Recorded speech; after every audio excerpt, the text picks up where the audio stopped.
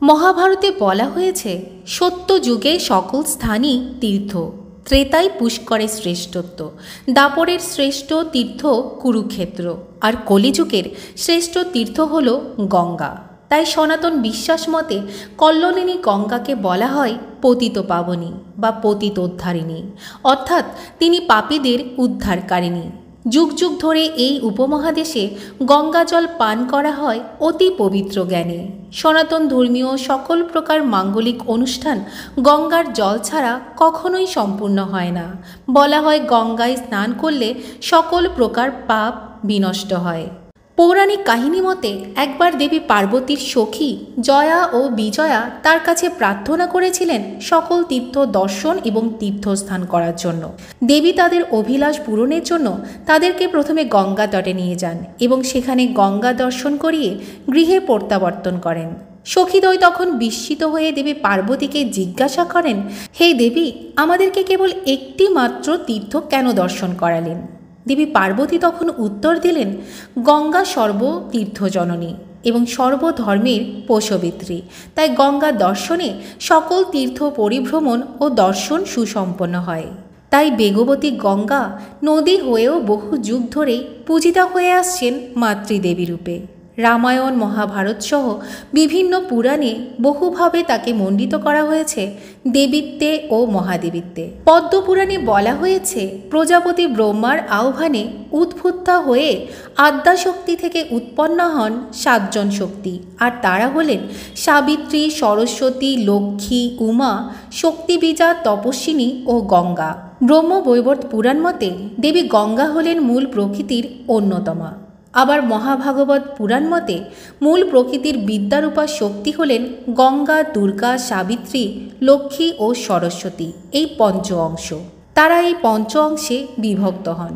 গঙ্গা আকাশগঙ্গা মন্দাকিনী রূপে স্বর্গেও প্রবাহিত। কোনো কোনো মতে জগতের কল্যাণার্থে দেবী গঙ্গা মর্ত্যলোকেও জন্মগ্রহণ করেন গিরিরাজ, হিমালয় ও মেনকার কন্যারূপে। আর গঙ্গাই হলেন দেবী পার্বতীর অগ্রজা ভগিনী। কিন্তু এখন প্রশ্ন হলো, আদ্যাশক্তির এই অংশরূপিণী গঙ্গা মর্তে কেন এলেন এবং এলেনই বা কিভাবে? কি কারণে তাকে এত পবিত্র মানা হয়? কেন গঙ্গার জল এত ব্যাপকভাবে ব্যবহৃত হয় সনাতনী মাঙ্গলিক অনুষ্ঠানে? গঙ্গার জলে স্নান করে কি কি ফল পাওয়া যায়? গঙ্গার জলে স্নান করলে কি সব পাপ ধুয়ে যায়?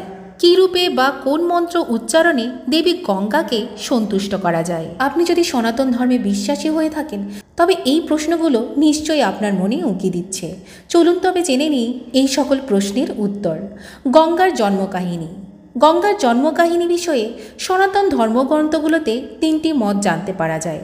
প্রথম মতে ব্রহ্মার কমণ্ডলু এক নারী মূর্তির স্বরূপ প্রাপ্ত হয়।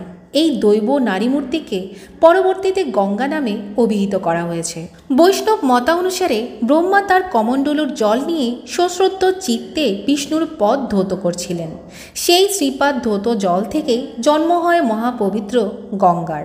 তৃতীয় মত অনুযায়ী গঙ্গা ছিলেন গিরিরাজ, হিমালয় ও তার পত্নী মেনকার কন্যা এবং দেবী পার্বতীর জ্যেষ্ঠ ভগিনী। তবে প্রতিটি মতে কথা স্বীকৃত যে ব্রহ্মা গঙ্গাকে পবিত্র করে তাকে স্বর্গে পাঠিয়েছিলেন। কিন্তু স্বর্গস্থ গঙ্গা দেবী কিভাবে মর্ত্যধামে কল্লোলিনী গঙ্গা হয়ে প্রবাহিত হয়েছিলেন সে কথা আমাদের অনেকেরই অজানা।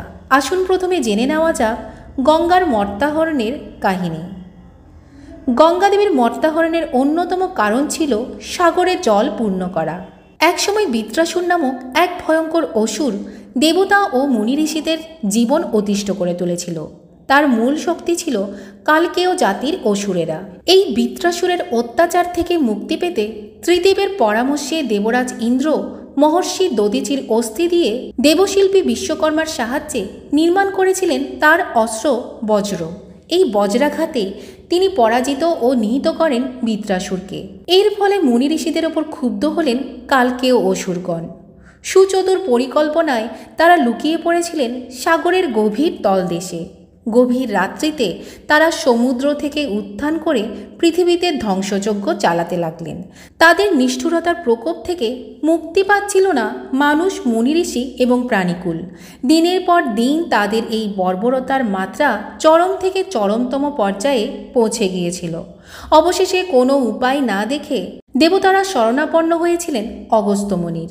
ধ্যানে বসে অগস্ত্য মুনি দেখতে পেলেন সব কালকেয় অসুরগণ সমুদ্রের তলদেশে গা ঢাকা দিয়েছে। তখন মুনি এই অসুরদেরকে বের করে আনতে সমুদ্রের সব জল পান করেছিলেন। লুকায়িত অসুরগণ তখন প্রকাশিত হল। তখন দেবতারা তাদেরকে বধ করে আবারও শান্তি স্থাপন করলেন মর্ত্যলোকে। কিন্তু গোল বাঁধল অগস্ত্য মুনিকে নিয়ে। অগস্ত্য মুনি সমুদ্রের সব জল পান করে ফেলায় জলসংকট দেখা দিতে শুরু করল। দেবতারা এইবার মহর্ষি অগস্ত্যের কাছে প্রার্থনা করলেন তিনি যেন পেট থেকে সব জল বের করে সমুদ্রে ফের পূর্ণ করে দেন। কিন্তু অগস্ত্য মুনি জানিয়ে দিলেন তার পক্ষে জল ফেরত দেওয়া কোনোভাবেই সম্ভব নয়, কারণ উদরস্থ জল তিনি হজম করে ফেলেছেন, আর সেই জল তিনি আর কোনোভাবেই ফেরাতে পারবেন না। এই কথা বলে কমণ্ডল হাতে নিয়ে আশ্রমের দিকে তিনি যাত্রা করলেন। এবার আসি রাজা ভগীরথীর ঘটনায়। ভগবান শ্রীরামচন্দ্রের পূর্বপুরুষ ছিলেন রাজা সগর। তিনি ছিলেন যেমন ধার্মিক তেমনি পরাক্রমশালী। 2 স্ত্রী কোশিনী ও সুমতি ও তাদের গর্ভজাত 60,000 একটি পুত্র নিয়ে রাজা সগরের পরিবার। একবার এই পরাক্রমশালী রাজা 100টি অশ্বমেধ যজ্ঞের আয়োজন করেছিলেন। এর মধ্যে 99টি যজ্ঞ তিনি অনায়াসেই সম্পন্ন করে ফেললেন। বাকি রইল একটিমাত্র অশ্বমেধ যজ্ঞ। এই একটি যজ্ঞ সুসম্পন্ন হলেই তিনি দেবরাজ ইন্দ্রের চেয়েও বেশি শক্তিশালী হয়ে যাবেন। তাই দেবরাজ ইন্দ্র এই যজ্ঞের ফলাফল নিয়ে শঙ্কিত ছিলেন। এদিকে যথাসময়ে 100তম অশ্বমেধ যজ্ঞের কার্যক্রম সূচিত হল। ঈর্ষান্বিত দেবরাজ ইন্দ্র এই যজ্ঞ বিফল করতে চুপি চুপি চুরি করে ফেললেন যজ্ঞের অশ্বটিকে। তারপর অশ্বটিকে বেঁধে রেখে আসলেন পাতাল লোকে ধ্যানমগ্ন কপিল মুনির আশ্রমে, যার ফলে রাজা সগর অশ্বমেধ যজ্ঞ সম্পন্ন করতে পারলেন না। তাই যজ্ঞের ঘোড়া খুঁজে বের করার জন্য রাজা সগর তার প্রথমা স্ত্রীর 60,000 পুত্রকে দায়িত্ব দিলেন। সেই 60,000 রাজপুত্র অশ্বমেধ যজ্ঞের সেই ঘোড়া খুঁজতে শুরু করলেন। ত্রিলোকের প্রত্যেকটি প্রান্ত তারা তন্ন তন্ন করে খুঁজে বেড়ালেন। অবশেষে পাতালপুরীতে কপিল মুনির আশ্রমে যজ্ঞের ঘোড়াটি তারা খুঁজে পেলেন। কিন্তু রাজকুমারগণ ভেবে বসলেন কপিল মুনি স্বয়ং হয়তো অশ্বের ঘোড়াটিকে অপহরণ করেছেন। তাই তারা মুনিকে চোর অপবাদ দিয়ে তার ধ্যান ভঙ্গ করলেন। একে তো দীর্ঘকালের তপস্যা ভঙ্গের অপরাধ, তার উপর চোরের অপরাধ। মারাত্মকভাবে ক্ষুব্ধ হলেন কপিল মুনি। তার শরীর থেকে নির্গত হল ভয়ঙ্কর ক্রোধাগ্নি, আর সেই ক্রোধানলে পুড়ে ভস্মীভূত হয়ে গেলেন সেই 60,000 রাজপুত্র। দীর্ঘদিন অপেক্ষা করার পর যখন 60,000 রাজপুত্র ফিরছিলেন না, তখন রাজা সগর তার দ্বিতীয় স্ত্রী সুমতির পুত্র তথা অসমঞ্জের পুত্র অংশুমানকে পাঠালেন তাদের খোঁজে। পিতামহের নির্দেশে অংশুমান যজ্ঞের ঘোড়া ও কাকাদের খুঁজতে গিয়ে কপিল মুনির আশ্রমে পৌঁছালেন। তিনি আশ্রম প্রাঙ্গণে খুঁজে পেলেন রাজা সগরের সেই অশ্বমেধ যজ্ঞের ঘোড়া, কিন্তু আশ্রম প্রাঙ্গণে বিপুল পরিমাণে মানুষের দেহভস্য দেখে তার মনে সন্দেহের উদ্রেক হলো। তিনি তখন কপিল মুনির আরাধনা করে তার ধ্যান ভঙ্গ করলেন। অংশুমানের ভক্তিতে সন্তুষ্ট হয়ে কপিল মুনি তখন তাকে যজ্ঞের ঘোড়া ফিরিয়ে নিয়ে যেতে নির্দেশ দেন। এই সময় অংশুমান তার আশ্রম চত্বরে পড়ে থাকা মানুষের দেহভস্যের কথা কপিল মুনিকে জিজ্ঞাসা করেন। কপিল মুনি তখন তাকে তার পিতৃব্যদের দুর্বৃত্ততার কথা অংশুমানকে খুলে বললেন। তিনি আরও বললেন এই পাপে এই ভস্মীভূত রাজকুমারগণ প্রেতলোক প্রাপ্ত হয়েছেন এবং তাদের আত্মার উদ্ধার তথা মুক্তিলাভের অপেক্ষায় অনির্দিষ্টকাল অপেক্ষা করতে হবে। তখন অংশুমান আরও কাতর হয়ে মুনির কাছে এই 60,000 পিতৃব্যদের মুক্তির উপায় জানতে চাইলেন। মুনি তখন বললেন তোমার 60,000 পূর্বপুরুষ মহাপাপী, তাদের মুক্তি শুধুমাত্র পবিত্রতমা গঙ্গার স্পর্শেই সম্ভব। এরপর মুনি পুনরায় ধ্যানমগ্ন হলেন, আর অংশুমানও যজ্ঞের ঘোড়া নিয়ে ফিরে এলেন পিতামহের কাছে। মহারাজ সগর তার অশ্বমেধ যজ্ঞ সম্পন্ন করেন, কিন্তু 60,000 পুত্রের মৃত্যুশোক কুরে কুরে তাকে খাচ্ছিল। তখন সহস্র চেষ্টা করেও তিনি গঙ্গা দেবীকে সন্তুষ্ট করতে পারেননি এবং কিছুকাল পরে তিনি বিফল মনোরথ হয়ে মর্ত্যধাম ছেড়ে চিন্ময় ধামে প্রস্থান করেন। সগর রাজার অনুপস্থিতিতে তার পুত্র অংশুমানও অনেক স্তবস্তুতি করেও গঙ্গাকে মর্ত্যলোকে আনতে ব্যর্থ হন। অংশুমানের পুত্র দিলীপও অনেক তপস্যা করেও গঙ্গাকে মর্ত্যলোকে আনায়ন করতে পারেনি। পরিশেষে উভয়ের মৃত্যু হলে দিলীপের সন্তান ভগীরথ বহুকাল পরমাত্মা বিষ্ণুর আরাধনা করেন। পরম পুরুষোত্তম ভগবান বিষ্ণু ভগীরথের আরাধনায় সন্তুষ্ট হয়ে বললেন, হে রাজন, আমি তোমার তপস্যায় সন্তুষ্ট হয়েছি, এখন তুমি তোমার প্রার্থনা মতো বর চাও। ভগীরথ তখন বললেন, হে ঈশ্বর, আমার পিতৃপুরুষগণ ব্রহ্মশাপে ভস্মীভূত হয়েছেন, তাদের উদ্ধারের জন্য গঙ্গাদেবীকে আমি ধরণীতলে নিয়ে যেতে চাই। তিনি বর্তমানে ব্রহ্মার কমণ্ডলুতে বাস করছেন। সেই গঙ্গা এখন আপনার তনুতে অনুগতা হয়েছেন। হে প্রভু, আপনি যদি কৃপা করে দ্রব্যময়ী গঙ্গা দেবীকে তনু হতে বহিঃপ্রকাশ করেন, তবেই আমার পিতৃপুরুষগণ মুক্তি লাভ করবে। হে জগন্নাথ, হে কৃপাময়, আপনি এই বর দান করলে আমি কৃতার্থ হব। তখন বিষ্ণু বললেন, হে বৎস, আমি তোমার মনস্কামনা পূর্ণ হওয়ার বর প্রদান করছি। তুমি গঙ্গা দেবী ও দেবাদিদেব মহাদেবের আরাধনা করো। এর মাধ্যমে তুমি গঙ্গা দেবীকে মর্তে প্রবাহিত হওয়ার উপায় জানতে পারবে। এ কথা বলে ভগবান বিষ্ণু অন্তর্হিত হলেন। তারপর ভগীরথ হিমালয় পর্বতে সুউচ্চ শিখরে বসে সহস্র বছর কঠোর তপস্যা করেন। এতে গঙ্গাদেবী সন্তুষ্ট হয়ে রাজা ভগীরথকে দর্শন প্রদান করেন এবং তার অভিলাষিত বর প্রদান করেন। তখন ভগীরথ দেবীকে ষষ্ঠাঙ্গে প্রণাম করে বললেন, হে জননী, হে শিব মোহিনী, যদি আমার প্রতি আপনি প্রসন্ন হন, তবে আপনি ভগবান বিষ্ণুর চরণাবিন্দু হতে প্রকাশিত হয়ে ধরাতলে আগমন করুন। ধরণীতলের বিবর পথ দ্বারা গমন করে ব্রহ্ম কোপানলে ভস্মীভূত আমার পিতৃপুরুষগণকে উদ্ধার করুন। তখন গঙ্গা বললেন, হে বৎস, তাই হবে। আমি বিষ্ণু পাদপদ্ম হতে নিঃসৃত হয়ে তোমার পিতৃপুরুষগণকে উদ্ধার করব, কিন্তু তার পূর্বে তোমাকে দেবাদিদেব মহাদেবকে প্রসন্ন করতে হবে। তার আজ্ঞা ব্যতীত আমি ধরণীতলে গমন করতে পারবো না। তাছাড়া স্বর্গ হতে আমি প্রবলভাবে মর্তে আগমন করলে সমগ্র মর্ত্যলোক প্লাবিত হবে। সমগ্র সৃষ্টি আমার গর্ভে বিলীন হওয়ার আশঙ্কা সৃষ্টি হবে। তাই আমার গতিকে নিয়ন্ত্রণ করার জন্য তোমার মহাদেবের কৃপা ছাড়া অন্য কোনো উপায় নেই। তিনি প্রসন্ন হলেই তুমি এই গিরি শিখরে দাঁড়িয়ে মেঘ গর্জনের মতো শঙ্খনিনাদ করলেই আমি বৈকুণ্ঠ ধাম হতে বেগবতী হয়ে ব্রহ্মাণ্ড ভেদ করে ধরণীতলে অবতরণ করব। তোমার পিতৃপুরুষগণকে উদ্ধার করে পাতালপুরীতে প্রবেশ করব। এই কথা বলে গঙ্গা অন্তর্ধান হলেন। ভগীরথ গঙ্গা দর্শনে অত্যাধিক পবিত্র আত্মা হয়ে গঙ্গা দেবীর আজ্ঞা অনুসারে হিমালয় পর্বতে মহাদেবের তপস্যা করতে লাগলেন। আহার নিদ্রাবিহীন অবস্থায় তিনি অগণিত বর্ষ মহাদেবের তপস্যা করলেন। সন্তুষ্ট হলেন মহাদেব, দর্শন দিলেন রাজা ভগীরথীকে। ভগীরথ মহাদেবকে ষষ্ঠাঙ্গে প্রণাম করলেন এবং আনন্দে নৃত্য করতে লাগলেন। তিনি বললেন, হে পরমেশ্বর, আজ আমার জন্ম, জীবিত, যজ্ঞ, জপ, তপস্যা সকলই সফল হলো, কারণ আপনাকে আমি নয়ন দ্বারা দর্শন করলাম। ত্রিভুবনে আমার মতো ভাগ্য আর কার আছে? তখন মহাদেব ভগীরথকে বললেন, হে পুত্র, তুমি তোমার আকিঞ্চন প্রকাশ করো, আমি তোমাকে পাঞ্চানুরূপ বর প্রদান করব। তখন ভগীরথ গদগদ হয়ে বললেন, দয়াময়, কপিল মুনির অভিশাপে আমার পিতৃপুরুষগণ ভস্মীভূত হয়ে নরক যন্ত্রণা ভোগ করছেন। তাদের উদ্ধারের জন্য আমি গঙ্গা দেবীকে ধরণীতলে আনায়নের চেষ্টা করছি, কিন্তু তিনি আপনার আজ্ঞা ব্যতীত ধরণীতলে অবতীর্ণ হবেন না। এছাড়াও তীব্র বেগবতী গঙ্গার অবতরণকে নিয়ন্ত্রণ করার ক্ষমতা আপনি ছাড়া আর কারো নেই। হে কান্ত, হে ভব, আপনি আজ্ঞা করুন যাতে ত্রিলোক তারিণী গঙ্গা মহাবেগবতী হয়ে নদীরূপে ধরণীতল পবিত্র করে আর আমার পিতৃপুরুষগণকে উদ্ধার করে তিনি যেন পাতালে প্রবেশ করেন। তখন মহাদেব বললেন, হে বৎস, তুমি অতি নিঃস্বার্থ। পিতৃপুরুষগণের উদ্ধার হেতু তোমার যে ত্যাগ তা জগতে অত্যন্ত বিরল। আমি তোমার মনস্কামনা পূর্ণ হওয়ার আশীর্বাদ করছি। ভগীরথ মহাদেবকে দণ্ডবত প্রণাম করে বললেন, হে দয়াময়, আপনার কৃপায় আমি কৃতার্থ হলাম। এরপর মহাদেবও সন্তুষ্টির হাসি নিয়ে অন্তর্হিত হলেন। এবার গঙ্গার আরোহণের পালা। বিষ্ণুপদ ধৌত করে গঙ্গাকে ব্রহ্মা তার কমণ্ডলুতে ধারণ করলেন। এরপর ব্রহ্মা গঙ্গার ধারাকে পৃথিবী অভিমুখে প্রক্ষিপ্ত করেন।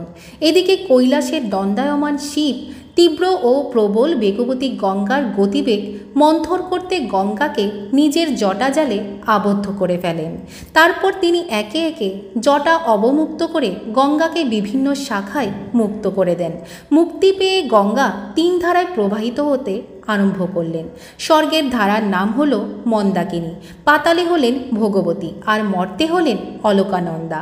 গঙ্গার একটি ধারাকে ভগীরথের পিছু পিছু যাওয়ার নির্দেশ দেওয়া হলো। মকরবাহিনী গঙ্গার মর্তের ধারাকে শঙ্খনাদে পথ দেখিয়ে নিয়ে চললেন মহামতি ভগীরথ, অর্থাৎ সামনে শঙ্খ বাজিয়ে পথ চলছেন ভগীরথ, আর পিছনে অনুসরণ করেছেন গঙ্গা। গঙ্গার স্পর্শে মত্তলোক আনন্দে মুখরিত হয়ে উঠল। মরুভূমি হয়ে উঠল শস্য শ্যামল, বনাঞ্চল শোভিত হল পুষ্পপত্রে, পাখির কলরবে মুখরিত হল চারদিক। মনুষ্যকুলের পূজা আরতি, উলুধ্বনির শঙ্খনাদ আর সঙ্গীতে আকাশ বাতাস মুখরিত করে তুলল। বেগবতী গঙ্গার সামনে যা কিছু পেলেন সব কিছু ভাসিয়ে দিয়ে চললেন ভগীরথের অনুগামী হয়ে। এক পর্যায়ে গঙ্গার সামনে এসে পড়ল জন্নু মুনির আশ্রম। জলের তোড়ে তিনি ভাসিয়ে দিলেন সেই আশ্রমের সব কিছু। ধ্যানভঙ্গ হল মুনির। নিজের আশ্রমকে বিধ্বস্ত অবস্থায় দেখে ভয়ঙ্কর রকমের ক্ষুদ্র হলেন মুনি। তিনি সেই রোষানলে মুহূর্তের মধ্যে এক চুমুকে গঙ্গাকে শুষে নিলেন, অর্থাৎ মুনির জঠরে বন্দী হয়ে গেলেন গঙ্গা। এদিকে শঙ্খধ্বনি করতে করতে ভগীরথ কিছু দূর গিয়ে দেখতে পেলেন পিছনে আর গঙ্গা নেই। চিন্তায় ভগীরথের মাথায় আকাশ ভেঙে পড়ল। তৎক্ষণাৎ কিছু দূর পিছনে গিয়ে তিনি দেখতে পেলেন জন্নুমুনির বিধ্বস্ত আশ্রম। তখন তার আর কিছুই বুঝতে বাকি রইল না। উপায়ন্তর না দেখে জন্নুমুনির চরণতলে লুটিয়ে পড়লেন ভগীরথ। অনেক আকুতি মিনতি করার পর অবশেষে জন্নুমুনির ক্রোধকে তিনি প্রশমিত করতে পারলেন। ভগীরথের প্রার্থনায় খুশি হয়ে মুনি তার জানু ভেদ করে গঙ্গাকে মুক্তি দিলেন। তখন দ্রব্যময়ী গঙ্গা আপন মূর্তি ধারণ করে বললেন, হে মুনিবর, যখন আমি আপনার দেহ হতে নির্গত হয়েছি তখনই আপনি আমার পিতা হয়েছেন। আপনার প্রতি আমার বিন্দুমাত্র অনুযোগ নেই। হে পিতা, জন্নুমুনির জানুদেশ থেকে নির্গত হওয়ার কারণে আমি জাহ্নবী নামে জগৎ সংসারে বিখ্যাত হব। যেই ব্যক্তি জাহ্নবীর নাম স্মরণ করবে তার পাপ তাপ দূরীভূত হবে। শুরু হলো আবার পথ চলা। পথ চলতে চলতে এক সময়ে ভগীরথ পথের দিশা হারিয়ে ফেললেন। গঙ্গাদেবীও সগর রাজার বংশকে অন্বেষণ করতে করতে পরম বেগ ধারণ করে দক্ষিণ দিকে গমন করতে লাগলেন। এক পর্যায়ে সমুদ্রের নিকট উপস্থিত হয়ে জলশূন্য সমুদ্রকেও পূর্ণ করে দিলেন তিনি। গঙ্গা যেখানে সাগরের সাথে মিলিত হলেন সেই স্থানের নাম হল গঙ্গাসাগর। এরপর মাতা বসুন্ধরার অনুরোধে শত ধারায় বিস্তীর্ণ হয়ে শতদিকে গমন করতে লাগলেন দেবী গঙ্গা। জলের শব্দের মহাকল্লোল বহুদিক ছড়িয়ে পড়ল। শতশ্রেণী গঙ্গার মর্তে আগমনের ঘটনা স্মরণ করে এখনও ভারতের দক্ষিণ প্রান্তে অবস্থিত গঙ্গাসাগরে মকর সংক্রান্তির দিন আগমন ঘটে লক্ষ লক্ষ ভক্ত ও পুণ্যার্থীদের। এদিকে বিপন্ন হয়ে বিষ্ণুর প্রার্থনা আরম্ভ করলেন তিনি। ভগীরথের স্তবে খুশি হয়ে শঙ্খ চক্র গদা পদ্মধারী বিষ্ণু আবির্ভূত হলেন। বিষ্ণু গঙ্গাকে বললেন, এখন থেকে তোমার সত্তা সাত্ত্বিক, রাজসিক আর তামসিক এই 3 ধারায় প্রবাহিত হবে। রাজসিক আর তামসিক ধারা আরও পূর্ব দিকে এক নতুন পথে প্রবাহিত হবে, আর সাত্ত্বিক সত্তা মূল ধারায় প্রবাহিত হয়ে কপিল মুনির আশ্রমে পৌঁছাবে। পূবের সেই রাজসিক তামসিক ধারার নাম হল পদ্মা। ভারতের উত্তরাপথের সব নদী প্রবাহ এসে মিশল গঙ্গার 2 ধারায়, আর কৈলাস পর্বত থেকে মহাদেবের পদধৌত ব্রহ্মপুত্র এসে মিশল পদ্মায়। আর ভগীরথকে বিষ্ণু বললেন, তুমি এই নদীপথ অনুসরণ করে পিছন দিকে ফিরে গেলে পথের দিশা আবার খুঁজে পাবে। তখন সেই পথে গঙ্গার সাত্ত্বিক ধারাকে নিয়ে মুনির আশ্রমে পৌঁছাবে। ভগবান বিষ্ণুর নির্দেশে ভগীরথ আবার পশ্চাৎ দিকে ফিরে গিয়ে গঙ্গার সাত্ত্বিক ধারাকে নিয়ে মুনির আশ্রমে পৌঁছালেন। কপিল মুনির আশ্রমে উপস্থিত হলে মহর্ষি কপিল গঙ্গা দেবীকে মাতৃজ্ঞানে আহ্বান করেন। তখন জাহ্নবী জিজ্ঞাসা করলেন, মহর্ষি, সগর সন্তানগণ কোন স্থানে ভস্মীভূত হয়েছেন? তখন মুনিবর বললেন, জননী, দেখুন ভস্মরাশি স্থানে স্থানে ছড়িয়ে ছিটিয়ে রয়েছে। গঙ্গা সেই ভস্মরাশি দেখা মাত্রই তা জলপ্লাবিত করলেন। ভস্ম সকল গঙ্গার জল স্পর্শ মাত্রই চারু চতুর্ভুজধারী হয়ে দিব্য রথে আরোহণ করে ব্রহ্মলোকে গমন করতে লাগলেন। পিতৃপুরুষগণের মুক্তিলাভ দর্শন করে আনন্দে নৃত্য করতে লাগলেন ভগীরথ, আর গঙ্গার জয় হোক বলে ধ্বনি দিতে লাগলেন। ভগীরথ রোমাঞ্চিত হয়ে পুনরায় শঙ্খধ্বনি করতে লাগলেন। সেই শঙ্খধ্বনি শ্রবণ করে গঙ্গা পাতাল বিভোর হতে ধরণীতলে আগমন করলেন। গঙ্গার একটি ধারা পাতালপুরীতে রয়ে গেল। সেই ধারাটি ভোগবতী নামে বিখ্যাত হলেন, আর ভগীরথের নাম থেকে গঙ্গার সাত্ত্বিক ধারার নাম হল ভাগীরথী। এইভাবে গঙ্গাদেবী, যিনি বিষ্ণু পাদপদ্মে বাস করতেন, তিনি সর্বলোকের হিতার্থে পৃথিবীতে আগমন করেছিলেন। তবে গঙ্গা স্নান করলে কি সর্বপাপ নাশ হয়? চলুন একটি ঘটনার মাধ্যমে জেনে নেওয়া যাক। একবার আদিযোগী শিব তার পত্নী তথা পার্বতীকে নিয়ে আকাশপথে কৈলাস পর্বতে যাচ্ছিলেন। পথে তারা দেখলেন গঙ্গা নদীতে অনেক ব্যক্তি পাপমুক্ত হবার আশায় গঙ্গা স্নান করছেন। এত লোকের একসাথে স্নান করা দেখে পার্বতী অবাক হলেন। তিনি শিবকে জিজ্ঞাসা করলেন, এই যে এত লোক গঙ্গা স্নান করছেন, তারা সবাই কি পাপমুক্ত হতে পারবেন? প্রশ্ন শুনে শিব বললেন, চলো তবে আমরা নিজেরাই এর উত্তর খুঁজে বের করি। এরপর শিব গঙ্গা নদীর তীরে শব অর্থাৎ মৃত সেজে শুয়ে পড়লেন। পাশে বসে পার্বতী সদ্য বিধবা সাজে তথা ধূমাবতীর রূপ ধারণ করে বিলাপ শুরু করলেন। গঙ্গা স্নান করে অনেকেই বিধবা বেশী দেবী পার্বতীকে দেখে তারা কারণ জিজ্ঞাসা করলেন। পার্বতী তাদেরকে উত্তর দিলেন, আমার স্বামী কিছুক্ষণ আগেই পরলোক যাত্রা করেছেন, কিন্তু আমার এমন কেউ নেই যিনি এই শবদেহটি সৎকারে সাহায্য করবেন, তাই নিরুপায় হয়ে আমি কাঁদছি। মাতা পার্বতীর রোদন শুনে অনেকেই শবদেহটি বহন করে শ্মশানে নিয়ে যেতে আগ্রহী হলেন, কিন্তু বিধবা বেশী পার্বতী জানালেন একটি শর্তে তার স্বামীর শবদেহটি স্পর্শ করা যাবে, আর শর্তটি হলো যিনি নিষ্পাপ ও পবিত্র শুধুমাত্র তিনি এই শবদেহের সৎকার কার্যে অংশগ্রহণ করতে পারবেন। এই কথা শুনে সবাই থমকে গেলেন। তারা সবাই গঙ্গা স্নান করেও নিজেকে পবিত্র বা নিষ্পাপ মনে করতে পারছিলেন না। অগত্যা কেউ শবদেহের সৎকার কার্যে এগিয়ে আসতে সাহস পেলেন না। ঘটনাক্রমে এক মহাপাপী সেই পথ ধরে যাচ্ছিলেন। বিধবা বেশী পার্বতীর কান্না শুনে তিনি এগিয়ে এলেন আর জিজ্ঞেস করলেন, মাতা, আপনি কাঁদছেন কেন? দেবী পুনরায় তাকে আগের সমস্ত কথা খুলে বললেন। পার্বতীর কথা শুনে সেই পাপী লোকটি বললেন, মাতা, আপনি কোনো চিন্তা করবেন না, গঙ্গা স্নান করলে সব পাপ দূর হয়ে যায়। আমি স্নান করে এসেই শবদেহটির সৎকারের ব্যবস্থা করছি। এ কথা বলে লোকটি দ্রুত স্নান সেরে এসে দেখলেন সেখানে আর কোনো শবদেহ নেই, আর ক্রন্দনরত বিধবাও নেই। ততক্ষণে শবরূপী শিব এবং বিধবা বেশী পার্বতী আবারও আকাশপথে যাত্রা শুরু করেছেন।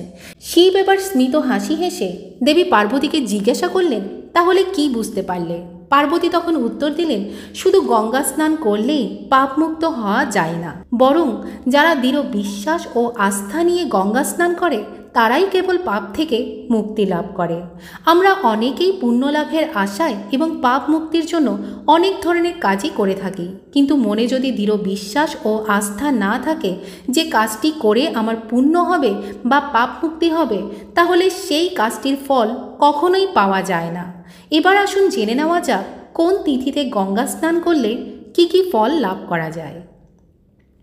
জ্যৈষ্ঠ মাসের মঙ্গলবার শুক্লা দশমী তিথিতে যদি দশহরা পড়ে, তাহলে সেদিন গঙ্গা স্নান করলে 10 জন্মের অর্জন করা সব পাপ ক্ষয় হয়।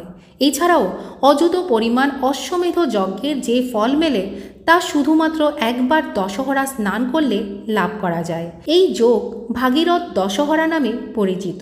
স্কন্ধপুরাণে বলা হয়েছে, চৈত্র মাসের কৃষ্ণা ত্রয়োদশী তিথিতে শতভিষা নক্ষত্র যোগ হলে সেই তিথি বারুণী নামে পরিচিত।